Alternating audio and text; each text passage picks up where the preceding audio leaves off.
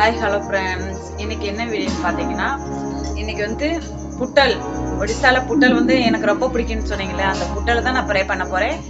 சரி வாங்க எப்படி பண்ணலான்னு பார்க்கலாம். சரி, எங்கள் சேனல் இப்போ தான் ஃபஸ்ட் டைம் யாராவது பார்க்குறீங்கன்னா மறக்காமல் லைக் ஷேர் சப்ஸ்கிரைப் பண்ணிட்டு பாருங்கள், எங்களுக்கு கொஞ்சம் ஹெல்ப்ஃபுல்லாக இருக்கும். சரி கைஸ், வாங்க இப்போ வீடியோக்குள்ளே போகலாம். புட்டலை கழுவி எடுத்து வச்சுக்கிங்க கைஸ். இதை வந்து நம்ம வந்து பொடிசாக கட் பண்ண போகிறோம், நீளமாக. சரி வாங்க கட் பண்ணலாம். இப்போ புட்டல் பாருங்கள் கைஸ், இப்போ நீளமாக கட் பண்ணிட்டேன். இதை வந்து இப்படி நீளமாக தான் கைஸ் கட் பண்ணணும், அப்போனா தான் இது வந்து நல்லா வதங்கும். இதோட விதை இருக்குது பார்த்தீங்களா, இதோட விதை வந்து ரொம்ப டேஸ்ட்டாக இருக்கும், எனக்கு ரொம்ப பிடிக்கும். அதாவது சாப்பிட்றதுக்கு நல்லாயிருக்கும். இதோட சேர்த்து தான் நாங்கள் கட் பண்ணுவோம், இது ரொம்ப டேஸ்ட்டாக இருக்கும். விதை போட்டால் தான் ரொம்ப டேஸ்ட்டாக இருக்கும். சரி இப்போ வாங்க எப்படி செய்யலான்னு பார்க்கலாம். பாருங்கள், இப்படி தான் கட் பண்ணியிருக்கேன். அடுப்பை ஆன் பண்ணி வடைச்சட்டி வச்சாச்சு. இப்போது வடைச்சட்டி வந்து கொஞ்சம் நல்லா சூடாகட்டும். சூடானதுக்கப்புறம் எண்ணெய் ஊற்றலாம். வடைச்சட்டி வந்து நல்லா காஞ்சக்கப்புறம் 2 டீஸ்பூன் எண்ணெய் ஊற்றிருக்கேன். கொஞ்சம் எக்ஸ்ட்ராவே ஊற்றணும் எண்ணெய். நான் கொஞ்சம் நிறையா ஊற்றிருக்கேன், தேவையான அளவு. ஏன்னா நான் வந்து 1/4 கிலோ தான் புட்டல் வாங்கியிருந்தேன், அதனால் 2 டீஸ்பூன் எண்ணெய் ஊற்றிருக்கேன். இப்போ வந்து எண்ணெய் நல்லா காஞ்சிருச்சு காய்ஸ். இப்போ வந்து நான் வந்து கடுகு கொஞ்சம் சேர்க்க போகிறேன். இங்கே பாருங்கள், பச்சை மிளகா நீளமாக கட் பண்ணி வச்சுருக்கேன். நான் இப்படி தான் கட் பண்ணுவேன் பச்சை மிளகாயை. இதை வந்து சேர்க்கணும். பச்சை மிளகா நீளமாக கட் பண்ணி வச்சுருக்கேன், இதை வந்து சேர்த்துக்கலாம். இப்போது நல்லா பொரிஞ்சு வரணும் கைஸ் பச்சை மிளகா.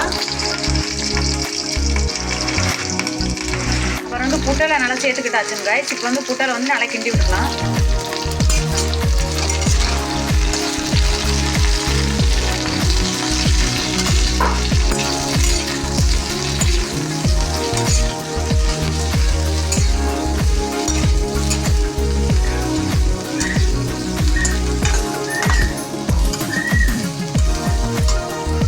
புட்டலை நல்லா கிண்ணக்கப்புறம் ஒரு பிளேட் போட்டு நல்லா மூடி வச்சிடலாம். அடுப்பு வந்து கம்மியாக வச்சுக்கோங்க, இல்லைன்னா அடி பிடிச்சிக்கும். நான் வந்து ஒரு பிளேட் போட்டு நல்லா மூடியிருக்கேன். ஒரு 5 நிமிஷம் அப்படியே கொஞ்சம் நல்லா வேறு 5 நிமிஷம் ஆயிடுச்சு. நம்ம வந்து தட்டை எடுத்து பார்க்கலாம் எப்படி இருக்குன்னு பார்த்தீங்களா. இதை வந்து நம்ம கிண்டி விட்டுக்கலாம். இதில் வந்து தண்ணி எதுவும் சேர்க்கக்கூடாது, எண்ணெயிலே தான் ஃப்ரை பண்ணணும். இவங்க ஊர்லலாம் தண்ணி எதுவும் சேர்க்க மாட்டாங்க, அதாவது எண்ணெயில் தான் நல்லா ஃப்ரை பண்ணணும். எண்ணெயிலே நல்லா வதங்கிடும், வெந்தும் வந்துடும் நல்லா. எண்ணெயிலே டேஸ்ட்டாக இருக்கும் சாப்பிட்றதுக்கும்.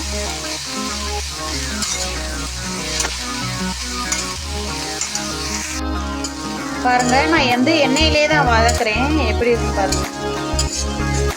இன்னும் நல்லா வதங்கணும்,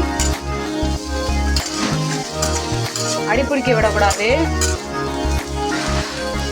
இப்படி வந்து பரசெல்லாம் எடுத்து விட்டுக்கணும், அப்படின்னா தான் கொஞ்சம் புட்டல் தனித்தனியாக இருந்தால் தான் நல்லாயிருக்கும், வதங்கும். இப்படி எடுத்து விட்டுக்கோங்க கரண்டியில்.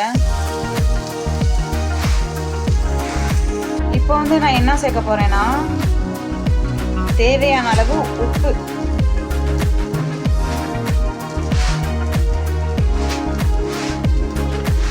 அப்புறம் வந்து கொஞ்சமாக மஞ்சள் பொடி எடுத்திருக்கேன். மஞ்சள் பொடி கொஞ்சம்,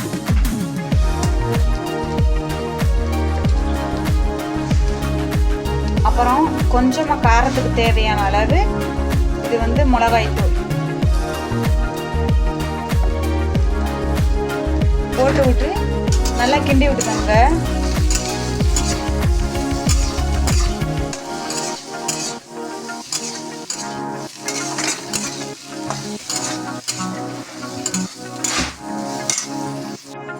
பாருங்க எப்படி ரெடி ஆயிடுச்சுன்னு.